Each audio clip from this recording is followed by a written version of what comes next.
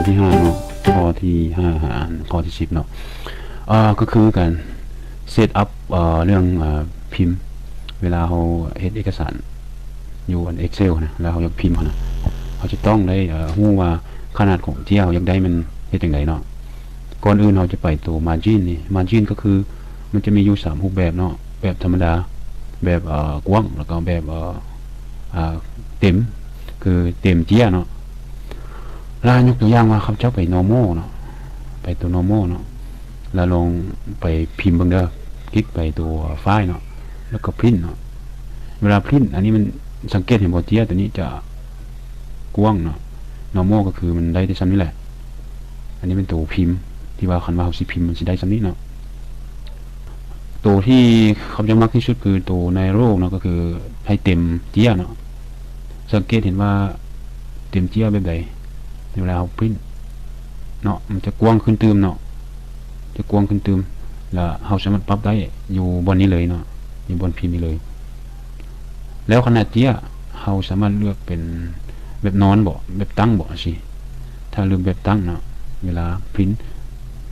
ก็จะได้ที่ซ้ำนี้เนาะฉะนั้นสังเกตว่าเวลาเราใส่พิมพ์นะมันจะมีเส้นน้อยๆนี่เส้นจำๆนี่ว่าได้ซ้ำนี้เนาะสมมุติครับจะให้เป็นลงนอนเส้นนี้จะเปลี่ยนไปอยู่แถวนี้คือจะได้ซ้ำนี้เนาะพิมพ์เนาะอยู่รวมนี้คือเห็นบ่เส้นขีดน้อยๆเดี๋ยวนี้นะก็คือหน้าพิมพ์เขาจะได้ซ้ำนี้เนาะแล้วขนาดเตี้ยเขาอยากได้ขนาดเตี้ยส่วนหลายเป็น AC เนาะก็เลือกอยู่ AC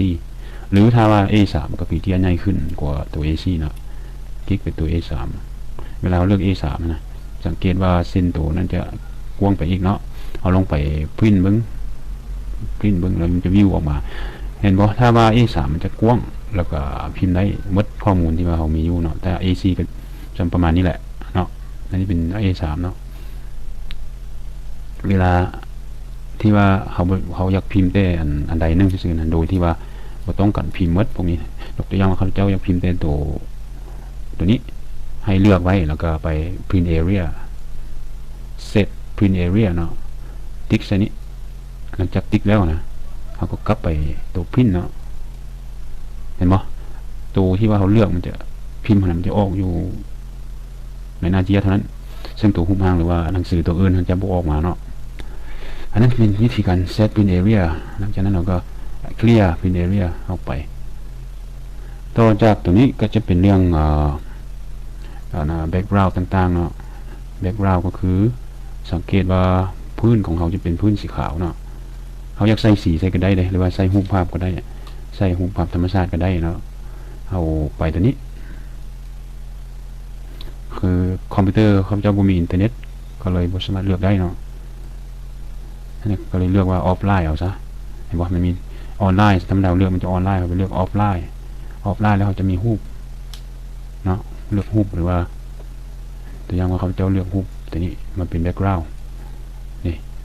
รูปนี้จะมาเป็นแบ็คกราวด์ให้ Excel เขาเจ้าเนาะเวลาพิมพ์มันจะบ่เห็นเลยเพราะว่าอันนี้จะเป็นการตกแต่งแบ็คกราวด์ซื่อ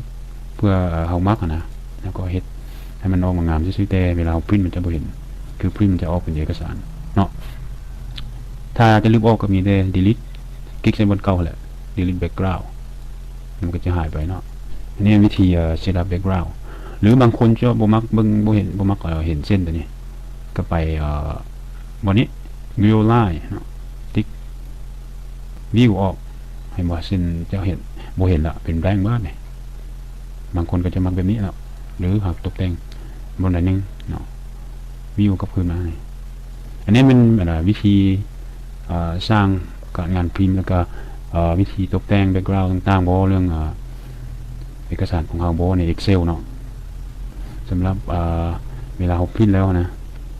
เวลาเราพิมพ์มันจะออกมาแบบนี้เราสามารถเลือกตกแต่งอย่างนี้ได้เลยก่อนเราจะคลิกพิมพ์เนาะคือเราจะพิมพ์จากหน้าถ้ามีเอกสารหลายนะพิมพ์หน้านึงหาหน้าที่เท่าใดบอกอันนี้มันวิธีพิมพ์เนาะแล้วพิมพ์เตอร์ตัวนี้เราก็ต้องเลือกพิมพ์เตอร์ที่เราตั้งเราต้องตั้งพิมพ์เตอร์ก่อนใช้คอมพิวเตอร์เราจึงเลือกไปตั้งเนาะ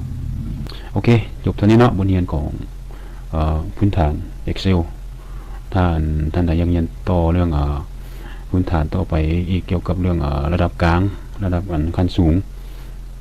ก็ติดตามเบิ่งแล้วก็ไปลงทะเบียนเรียนได้ลืมเนาะขอบใจ